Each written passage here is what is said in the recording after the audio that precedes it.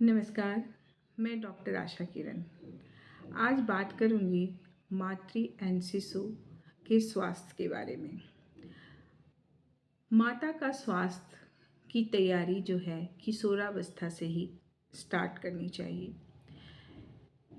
उस समय उसमें खून की कमी होने की संभावना रहती है, क्योंकि उनका जो पोषणात्मक स्थिति है, सही पोषण की जानकारी नहीं होने पर वो पोषण सही नहीं लेती है, जिसकी वजह से उनमें एनीमिया का होने का चांसेस बढ़ जाता है। दूसरा जो है कि जो स्वास्थ्य मेंस्ट्रुअल हाइजीन, जिसकी वजह से भी उनके स्वास्थ्य पर फर्क पड़ता है, संक्रामक बीमारी होने की संभावना बढ़ जाती है, जिसे कहते हैं कि रिप्रोडक्टिव ट्रैक्ट इन्फेक्शन। सेक्स से रिलेटेड भी उनकी जानकारी कम होती है, जिससे उन्हें बहुत सारे कम उम्र में गर्भधारण करना पड़ता है, अगर सही जानकारी नहीं रहने की वजह से। कॉन्ट्रासेप्टिव्स के बारे में नहीं जानती हैं, जिसकी वजह से कम उम्र में माँ बनने की संभावना भी होती है। तो इसीलिए पहले किशोरावस्था में उनके स्वास्थ्य के बारे में हमें उन्हें जानकारी देनी चाहिए। क्या जानकारी देनी चाहिए? जो मेंस्ट्रुअल हाइजीन है, मासिक धर्म स्वच्छता, उसके बारे में कि सैनिटरी पैड यूज करें। सैनिटरी पैड यूज करने के बाद उसका सही से निष्पादन करें। दूसरा, सेक्स जो के बारे में उन्हें शिक्षा मिलनी चाहिए कि इसके क्या दुष्परिणाम हो सकते हैं। उन्हें कॉन्ट्रासेप्टिव्स के बारे में भी बताना चाहिए। दूसरा कि जो गवर्नमेंट के द्वारा वीकली आयरन की गोली दी जाती है, उसे भी खाना चाहिए, क्योंकि बहुत सारी किशोरियाँ इसे नहीं लेना चाहती हैं।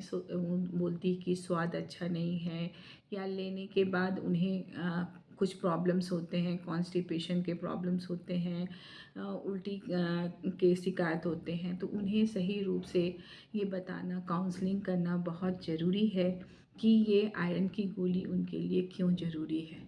उसके अलावा उन्हें पोषण के बारे में भी जानकारी देनी चाहिए कि हरी पत्तेदार साग सब्जियाँ, जो आसपास मौजूद फल हैं, उसे भी वो लें।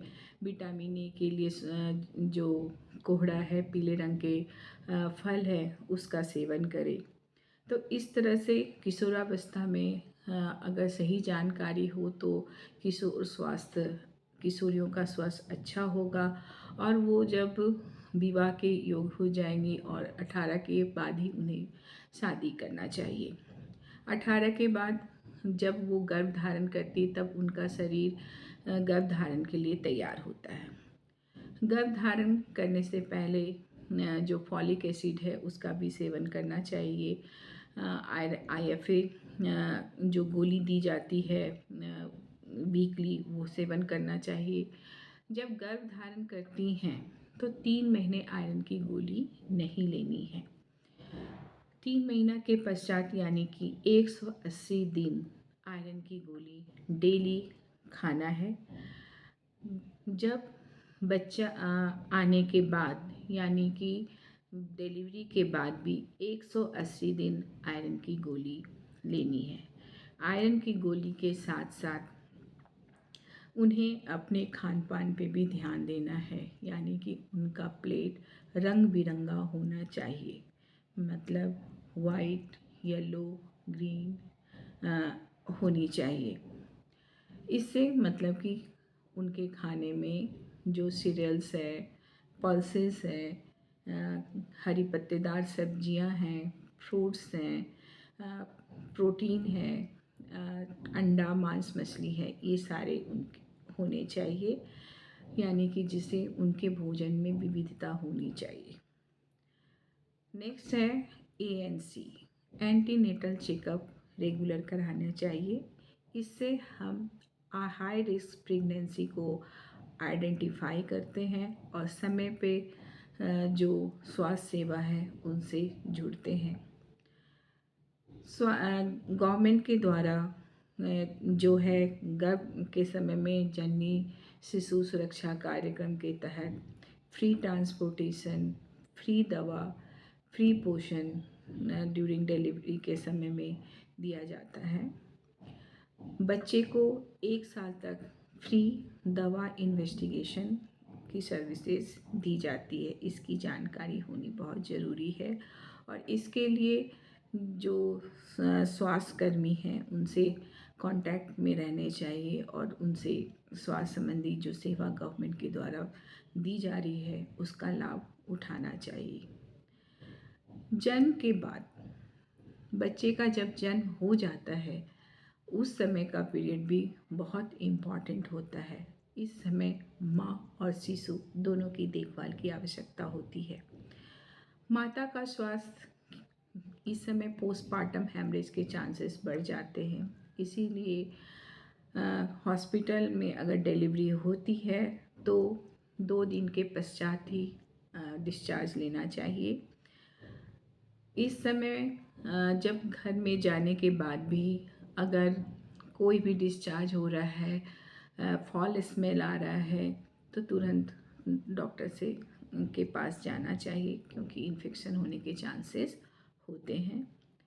ब्रेस्ट डिस्कम्फर्ट हो सकता है क्योंकि सही तरीके से पता नहीं होता है कि बच्चे को किस तरह से दूध पिलाएं, यानी कि अटैचमेंट और पोजीशनिंग सही नहीं होने के कारण ब्रेस्ट इंगॉजमेंट हो सकता है, निपल सोर हो सकता है।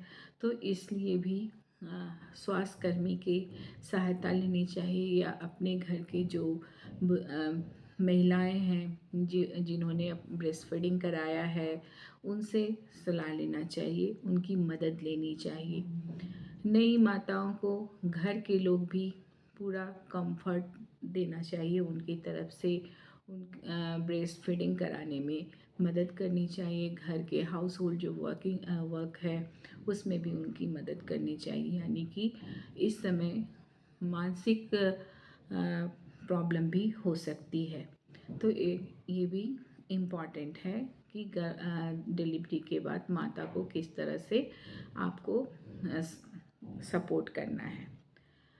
बच्चे के बारे में, क्योंकि बच्चा जन्म लेने के बोल नहीं सकता है, उसे क्या प्रॉब्लम है ये देख के ही एसेस करना है। तो इसके लिए क्या करना चाहिए? जब बच्चे का जन्म होता है तो उस समय उसका वज़न जो होता है उसके बाद 2-3 के दिन के बाद उसका वज़न घटने लगता है। 14 दिन पर फिर जन्म के वज़न के बराबर उसका वज़न हो जाता है। तो हमें इन बातों की जानकारी होनी चाहिए। घबराना नहीं चाहिए कि बच्चे का वज़न एकाएक घट रहा है। हमें ध्यान देना चाहिए कि हाँ, बच्चे का अगर 14वां दिन में जन्म के वज़न के नहीं है तो ये एक खतरे का लक्षण हो सकता है। इसके कारण हो सकते हैं कि बच्चे में कुछ संक्रमण हो या बच्चा ब्रेस्ट फीडिंग नहीं कर पा रहा है, क्योंकि बच्चे का न्यूट्रिशन का एकमात्र सोर्स माँ का दूध ही होता है।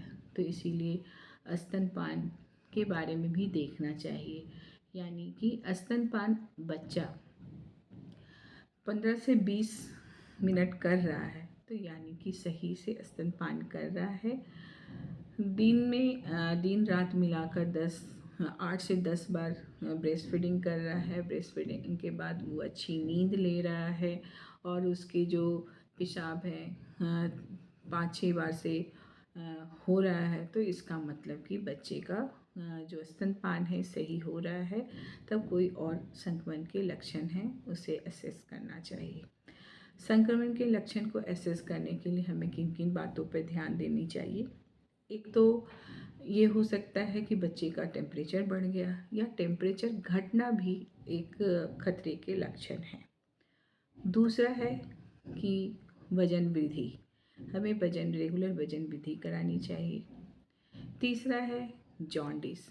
इस समय जॉन्डिस अगर 2 दिन से पहले जॉन्डिस होता है तो वो खतरे के लक्षण है। 2 दिन के बाद अगर जॉन्डिस आता है तो ये मतलब ब्रेस्ट फीडिंग से रिलेटेड भी जॉन्डिस होता है, जिसे फिजियोलॉजिकल जॉन्डिस कहते हैं, लेकिन डॉक्टर की निगरानी में रहनी चाहिए। जॉन्डिस के अलावा डायरिया हो सकता है या कोई और प्रॉब्लम हो सकते हैं या कोई आनुवांशिक बीमारी हो सकती है, तो इसे रीअसेस करना चाहिए और तुरंत डॉक्टर के संपर्क में रहना चाहिए। तो ये थी बातें कि बच्चे और माँ का हेल्थ को कैसे जन्म से लेकर किशोरावस्था से लेकर जन्म के समय से लेकर उसके बर्थ के बाद तक हमें पूरे ध्यान देनी चाहिए, जिससे हम एक स्वस्थ परिवार की कामना कर सकते हैं। यानी कि माँ भी स्वस्थ रहेगा, परिवार भी बच्चे भी स्वस्थ रहेंगे तो परिवार भी स्वस्थ रहेगा। ये थी बातें मातृ एंड शिशु स्वास्थ्य के बारे में। धन्यवाद।